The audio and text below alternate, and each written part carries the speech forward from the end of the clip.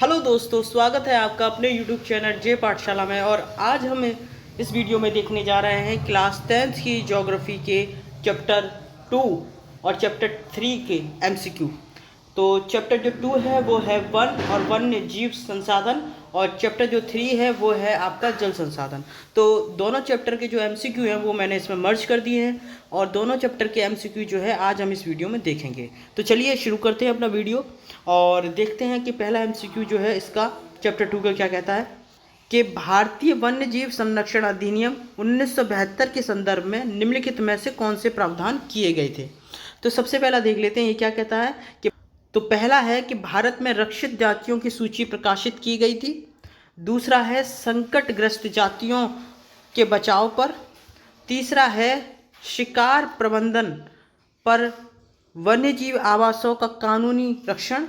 और चौथा है जंगली जीवों के व्यापार पर रोक। तो भारतीय वन्य जीव संरक्षण अधिनियम 1972 के संदर्भ में उसके प्रावधान के अंदर ये बातें कही गई थी। नीचे दिए गए कूट का प्रयोग कर सही उत्तर इसमें दीजिए। तो मैं आपको बता दूं कि ये जो चारों स्टेटमेंट हैं ये आपके राइट हैं, तो ऑप्शन नंबर डी जो है वो इसका राइट हो जाएगा। ये कहता है कि बाघ परियोजना के संदर्भ में निम्नलिखित कथनों पर विचार कीजिए। पहला स्टेटमेंट है कि प्रोजेक्ट टाइगर की शुरुआत 1973 में की गई, तो ये स्टेटमेंट तो आपका राइट है। दूसरा है उत्तराखंड का कॉर्बेट राष्ट्रीय उद्यान बाघ परियोजना का हिस्सा है, तो ये स्टेटमेंट भी राइट है। तो उपरोक्त कथनों में से कथन सही है, तो ये दोनों ही कथन आपकी क्या है, सही है। ठीक है, चलिए नेक्स्ट देख लेते हैं। अगला स्टेटमेंट पढ़ लेते हैं। वनों के संदर्भ में निम्नलिखित कथनों पर विचार कीजिए। तो पहला स्टेटमेंट है आरक्षित और रक्षित वन स्थायी वन की श्रेणी में आते हैं, तो ये स्टेटमेंट आपका राइट है। दूसरा पढ़ लेते हैं कि मध्य प्रदेश में स्थायी वनों के अंतर्गत सर्वाधिक क्षेत्र प्रदेश के कुल क्षेत्र का 75% है, तो ये स्टेटमेंट भी आपका क्या है, राइट है। तो उपरोक्त में से दोनों कथन जो है वो आपके सही हैं। ठीक है, चलिए नेक्स्ट क्वेश्चन देख लेते हैं। ये क्या कहता है, ये कहता है कि वनों के वर्गीकरण के संदर्भ में निम्नलिखित कथनों पर विचार कीजिए। देश में आरक्षित वन क्षेत्र लगभग 50% से अधिक क्षेत्र में है, तो क्या ये स्टेटमेंट राइट है? तो मैं आपको बता दूं ये जो कथन है वो आपका बिल्कुल सही है। दूसरा देख लेते हैं क्या कहता है, वन और बंजर भूमि जो सरकार और व्यक्तियों के समुदाय के स्वामित्व में होते हैं अवर्गीकृत आते हैं, तो ये स्टेटमेंट भी आपका राइट है। तीसरा पढ़ लेते हैं, वन विभाग के अनुसार देश के कुल वन क्षेत्र का 1/3 हिस्सा रक्षित क्षेत्र है, तो ये स्टेटमेंट भी आपका राइट है। तो ये पूछा है उपरोक्त में से कितने कथन सही हैं, तो मैं आपको बताऊं ये तीनों ही कथन जो हैं वो आपके राइट है। इसका जो राइट आंसर है वो होगा ऑप्शन नंबर डी। चलिए नेक्स्ट क्वेश्चन देख लेते हैं। क्या कहता है, ये कहता है कि इनमें से कौन सा संरक्षण तरीका समुदायों को सीधे भागीदारी नहीं करता है। इनमें से कौन सा संरक्षण तरीका समुदायों को सीधे भागीदारी नहीं करता है। तो चिपको आंदोलन, संयुक्त वन प्रबंधन, बीज बचाओ आंदोलन, वन्य जीव पशु विहार का परिसीमन। इसमें जो राइट आंसर है वो है आपका ऑप्शन नंबर डी, वन्य जीव पशु विहार का परिसीमन। नेक्स्ट क्वेश्चन देख लेते हैं। क्या कहता है, ये कहता है कि नदी उस पर बने बांधों के संदर्भ में निम्नलिखित पर विचार कीजिए। नदी और उस पर बने बांधों के संदर्भ में निम्नलिखित पर विचार कीजिए। तो कि हीराकुंड बांध जो है वो महानदी पे बना हुआ है, ये स्टेटमेंट आपका राइट है। तो मैं आपको बता दूं ये स्टेटमेंट आपका राइट है। और सरदार सरोवर बांध जो है वो नर्मदा नदी पे बना हुआ है। भाकला नागल बांध जो है वो कृष्णा नदी पे नहीं बल्कि सतलज नदी पे बना हुआ है। और गांधी सागर जो बांध है वो आपका चंबल नदी पे बना हुआ है। तो ठीक है, पहला सही है, दूसरा सही है, तीसरा गलत है, चौथा सही है। तो इसका जो राइट आंसर होगा वो होगा ऑप्शन नंबर सी, पहला दूसरा चौथा। चलिए अगला पढ़ लेते हैं, चंबल नदी पर बने बांधों के संदर्भ में विचार कीजिए। तो राणा प्रताप सागर, गांधी सागर, कोटा बैराज जो है दक्षिण से उत्तर की दिशा पर जाने पर बांधों का सही क्रम जो है आपको बताना है। जब आप दक्षिण से उत्तर की दिशा में जाएंगे तो बांधों का सही क्रम आपको बताना है।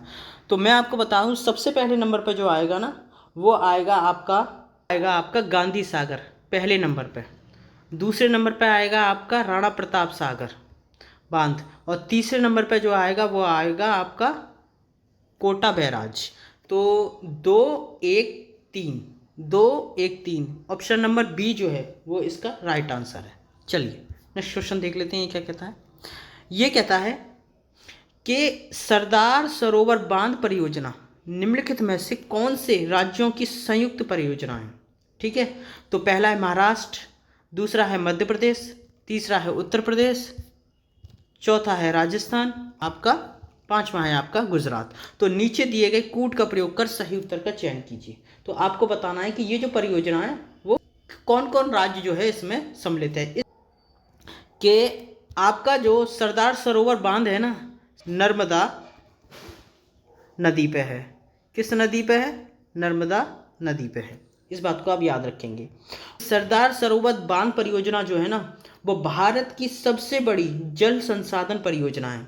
इसमें चार राज्य जो है वो इसमें सम्मिलित हैं। है आपका महाराष्ट्र, दूसरा है आपका मध्य प्रदेश, और तीसरा है आपका गुजरात, और चौथा है आपका राजस्थान। देखिए 2 यहाँ लिख रहे हैं, महाराष्ट्र है, मध्य प्रदेश है, और तीसरे नंबर पर गुजरात, और चौथे नंबर पे आपका राजस्थान। ठीक है, तो इसमें 4 राज्य इस परियोजना में क्या है? सम्मिलित हैं। इस परियोजना के द्वारा सूखाग्रस्त जो भाग हैं, जो क्षेत्र हैं, उनको जल की आपूर्ति जो है वो इस परियोजना के द्वारा होती है। उन्हें जल उपलब्ध कराया जाता है ताकि सूखाग्रस्त जो क्षेत्र हैं उनको क्या है? लाभ पहुँचाया जा सके। चलिए अगला क्वेश्चन देख लेते हैं, ये क्या कहता है। ये कहता है कि कृष्णा नदी जल विवाद किन राज्यों के मध्य है। तो कृष्णा नदी जो जल विवाद है वो किन किन राज्यों के मध्य है। तो पहला ऑप्शन है महाराष्ट्र, गुजरात, मध्य प्रदेश, दूसरा है महाराष्ट्र, कर्नाटक, आंध्र प्रदेश, तीसरा है महाराष्ट्र, गुजरात, कर्नाटक, और चौथा है मध्य प्रदेश, महाराष्ट्र, गुजरात। तो मैं आपको बता दूं ये जो कृष्णा जल विवाद है ये जो है महाराष्ट्र, कर्नाटक, आंध्र प्रदेश के बीच है। ऑप्शन नंबर बी जो है वो इसका राइट आंसर है। चलिए नेक्स्ट क्वेश्चन देख लेते हैं, ये क्या कहता है। तो ठीक है, निम्नलिखित में से कौन सी नदी परियोजना के पक्ष में दिया गया तर्क नहीं है। तो पहला है बहुउद्देशीय परियोजना उन क्षेत्रों में जल लाती है जहां जल की कमी होती है। तो ये तो सही है। और बहुउद्देशीय परियोजना जल बहाव को नियंत्रित करके बाढ़ पर काबू पाती है। ठीक है, और बहुउद्देशीय परियोजना से वृहद स्तर पर विस्थापन होता है और आजीविका खत्म होती है। तो आजीविका तो खत्म नहीं होती, और जो वृहद स्तर पर विस्थापन होता है, तो ये स्टेटमेंट आपका रॉन्ग हो गया।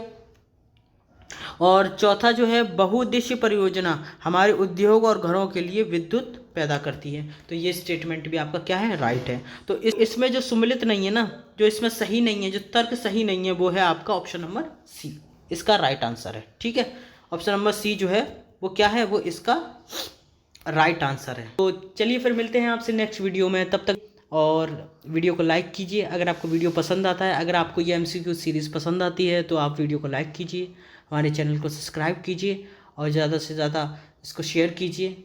Thank you. जय हिंद दोस्तों।